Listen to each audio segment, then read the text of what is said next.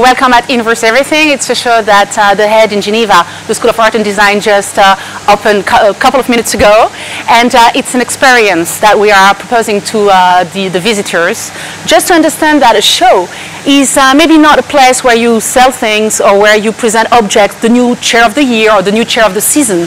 What we wanted to say is that design is also a way of thinking, and it's a place of experience, and it's a place for amusement also. So this show is really dealing with the idea of experimenting new ideas, new concepts, and especially new ways of looking at what's the perception in general. That's why we have 4 topics, and these 4 topics of the show are about telepathy. We are offering a different set of projects. If you want to follow me.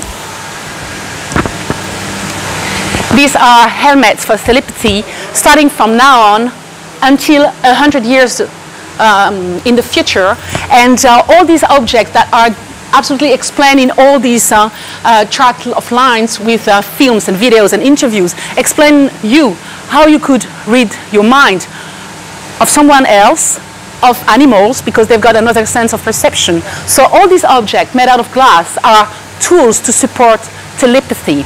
So that's one part of the sci-fi. That is the topic, the main topic of the show, which is to inverse everything and to experience things. And if you follow me, beside these absolutely beautiful helmets, you have here a selection of drawings which are playing with another topic of the show, which is organic. And it's different process how to make, to create different things. For instance, here, we know that there's a coffee bean, which is extremely great, but it's a coffee bean that you can find in the world that has been digested by the civet, a kind of rabbit. So it's a kind of the poo of the civet, which makes that beans so wonderful. So that would be a machine, organic. So that's really the kind of encounter between the machinery and the organic body to create this kind of beans, which are so delightful. So that plays also with the idea of what is disgusting and what is great. The whole idea of the show, that we just see a little part of it, is really how we're dealing with the idea of how to curate a show. It's in our department at school. The students are really dedicated to the question of display and how you show design. We know that there's a huge history of how to display contemporary arts, but the design is pretty new, because it comes from the market, how to present objects that you want to sell. We are not selling anything. How then do you think that you can display design? So that's also really at the core of the way that we have been thinking to that specific proposal of inverse everything. Great.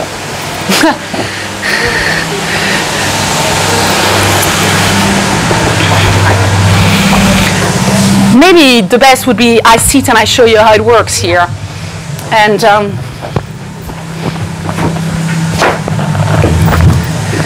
so in that specific little room, which is quite dark, even though that you have a lot of light, it is forgetting that there are gravity. So you would move and jump, and there would be no sense of the floor or the ceiling or the walls. So this is really going into a description of the way that you could move from one side to another one. And it's just a very fascinating project of different way of looking the balls and peoples, and everyone's moving and turning into that specific space where you are immersed in it. The key topic of the show, it was born because sci-fi, I think, is not only perspective and future, but it's also a way to criticize, in a good sense also, in a positive sense, what's happening in society. We are just in the middle of a crisis, we all know that.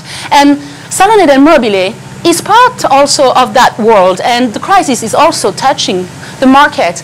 And what we want to do is also use sci-fi as a way of telling stories, of using the fiction in order to talk about the world the way it is. So even if it seems that we go far away on the future or on possibilities which are not yet existing, in fact, it is a way to come back to our own reality.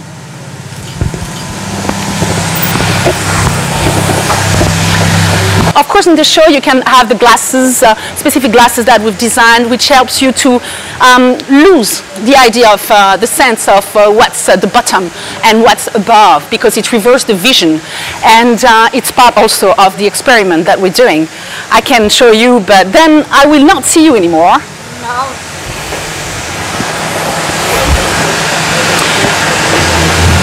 So with this little device, which is kind of a little device of Google's, I don't see anything that is below, and the only thing I can see is what is above. And there's a pattern on the ceiling which helps me to navigate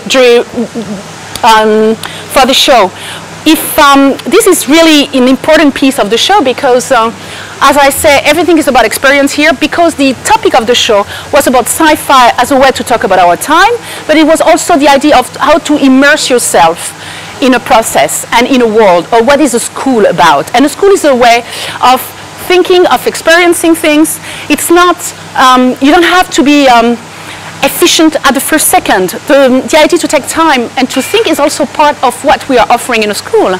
And to immerse yourself is probably what explains the best what is the position of a student in a school and what also can be done. It's one of the possibilities of what a show could be. And that's why we are inviting people to do experiences, different experiences of various styles in that show. And if you want me to explain you the last project. And this is an architecture. It's not done to be really a project for architecture by itself, but it's the idea of a non-friction society. The students imagine what could be, what would be the Earth if there were no friction anymore.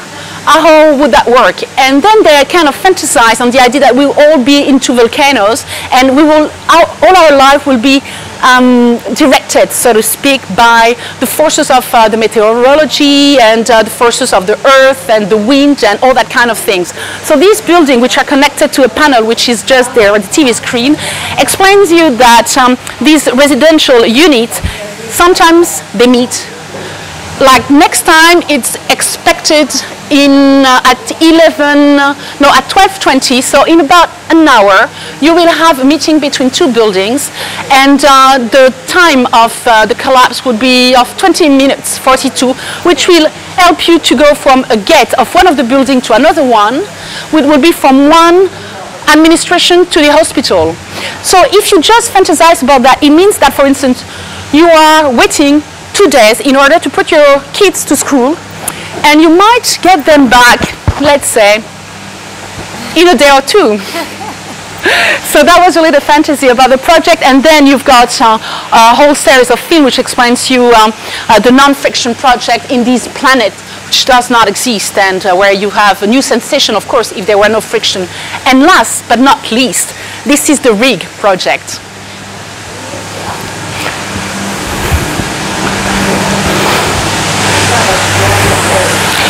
Who doesn't want to be young or to know how it would be to be young forever? So it's not a specific passion to be like the Frankenstein thing or Faust, but you just sit on it, on that rig, and we make you turn, and then we process with a little software which has been developed by the students, a portrait of yourself with no wrinkles because of the non-gravity sequence that you're doing while it is moving. So in fact, with the two sculptures here, it gives you an idea of what it makes. At the first glance, you might not notice a difference. It's a very old man, almost 78 years old, and you can really see already some differences because of the non-gravity. And here you've got this kind of veins and wrinkles which are much more present. So the idea is also to kind of fantasize of these youth forever, and which is really one of the biggest fantasy of everyone. And from Cleopatra having the donkey milk every morning. So that's the kind of also possibility that we're doing. So just to finish, and maybe to give a conclusion to the show regarding curating, the idea for us was really to be to think of that show as a show that you could find in a museum or that you could find in an art center in the world, and not as a specific furniture thing. We wanted to go we wanted to be ambitious and daring, and to reach really what's the usual level of a real show in a real world, and offering that to, of course, the people who comes for the Salone del Mobile, but also, as we are at the Swiss Institute, to every kind of audience who would be interested in a show.